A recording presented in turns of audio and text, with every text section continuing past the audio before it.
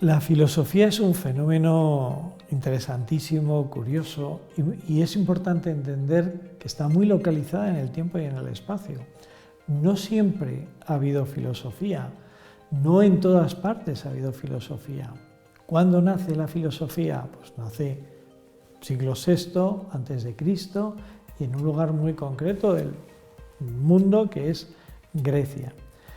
¿Y qué es lo que diferencia a la filosofía de otras tradiciones sapienciales?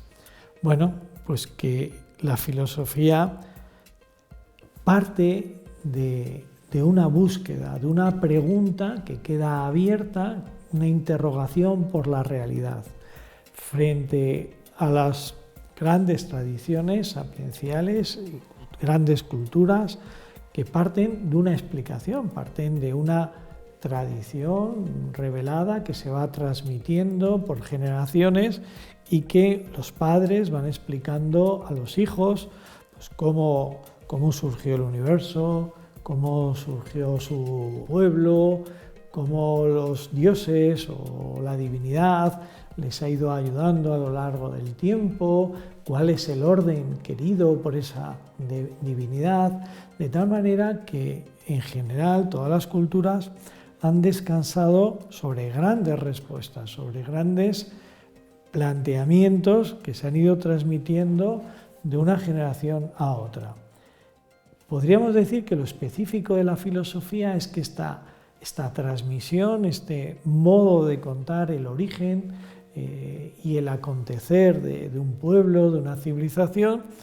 queda puesta de algún modo en cuestión por los filósofos. Los filósofos, podríamos decir, son aquellos que no se conforman con esta gran explicación, en este caso con la explicación que venía de los poetas y de los grandes poemas,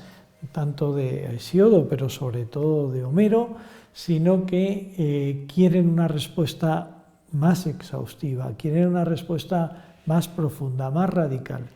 Y como esta tradición homérica no les da esa respuesta, ellos de algún modo la buscan, la pretenden, a partir de la razón, y de tal manera que no buscan ya tanto oír lo que los antepasados le cuentan, como descubrir por ellos mismos lo que, digamos, cuál es el trasfondo, la realidad, el origen de las cosas, porque en el fondo siempre lo que se busca es lo mismo, es el origen, es el principio, lo que los griegos llamaban el arjé, o dicho de otra manera, de dónde nacen las cosas, qué es lo que sustenta la realidad, de dónde brota, por qué, si queremos, podríamos decir por qué más bien el ser y no la nada, por qué las cosas son y son como son. Esto es lo que mueve a la filosofía, y no sin razón decía Aristóteles que en el origen de todo filosofar se halla el asombro, esta capacidad de ver la realidad como en su novedad, como naciendo del origen, sin darla por supuesto, esta capacidad de asombrarse porque las cosas sean, de asombrarse por este orden, ¿no? Esta mirada que estos primeros filósofos, ¿dónde lo dirigen? Pues evidentemente al cosmos, a ese orden y ese orden bello que cualquiera puede ver como una experiencia muy elemental, digamos, de ese cielo despejado en una noche de verano, donde el firmamento, y fijémonos la palabra firmamento, lo que está firme, lo que da consistencia, lo que es inamovible, pues no podía dejar de sorprender a ese hombre pequeñito ahí en su pequeño territorio, ante una inmensidad que le desbordaba por todas partes y que parecía, bueno, no que parecía, y que es de una grandiosidad que no puede dejar de sorprenderse cada vez que miramos, en cierto modo, con ojos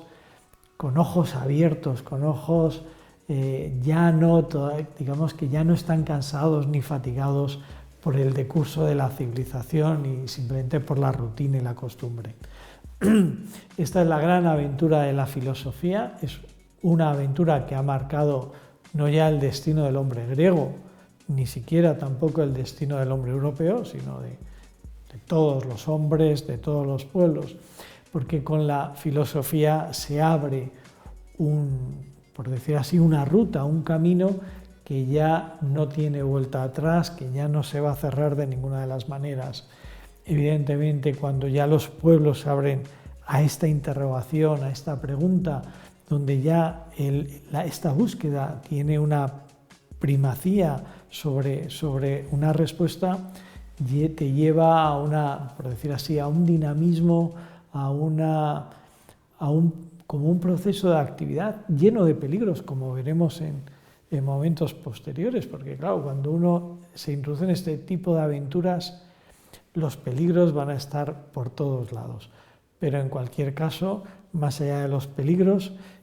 y en las que el hombre europeo, vamos a dar por seguro que va a caer, ¿no?, en este peligro de la aventura de la razón y de la filosofía, sin duda al mismo tiempo tiene algo de providencial, algo de apasionante y de algo sin retorno. Ya no, como decía hace un momento, no hay marcha atrás, y lo que sucederá con la filosofía es que tiene que saber que va a necesitar ayuda, es decir, que esa tradición y esa autoridad de los mayores y de un orden superior que en principio había puesto en cuestión, entre paréntesis,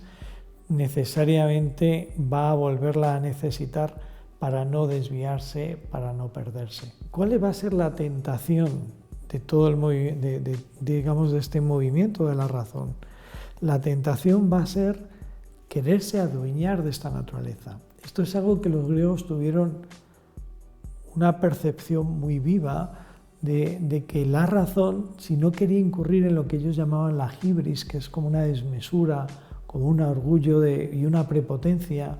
por parte del hombre, si no quería incurrir en la hibris, tenía que tener una mirada respetuosa con la naturaleza, una mirada, podríamos decir, que fuese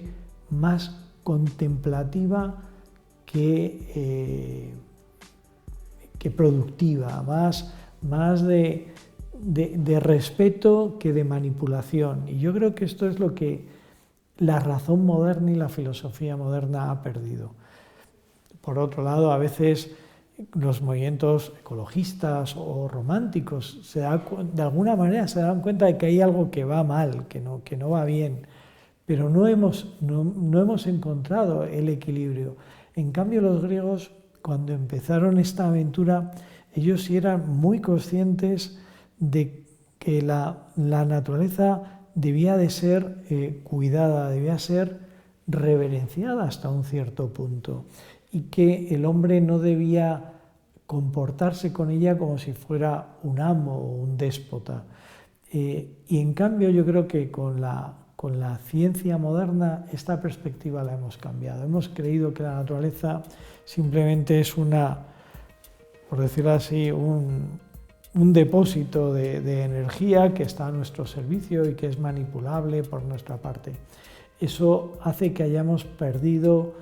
mucha capacidad de vislumbrar lo que está en el trasfondo de las cosas, lo que está, digamos, la profundidad de lo real. Y esto, en cambio, va a ser, en cierto modo, lo más bello que nos va a proporcionar Platón. Justamente una mirada que no se queda en la superficie de las cosas, sino que va a intentar ahondar en el trasfondo, en su trasfondo, en cuál es la consistencia última del mundo cambiante, múltiple y visible que aparece a nuestros sentidos.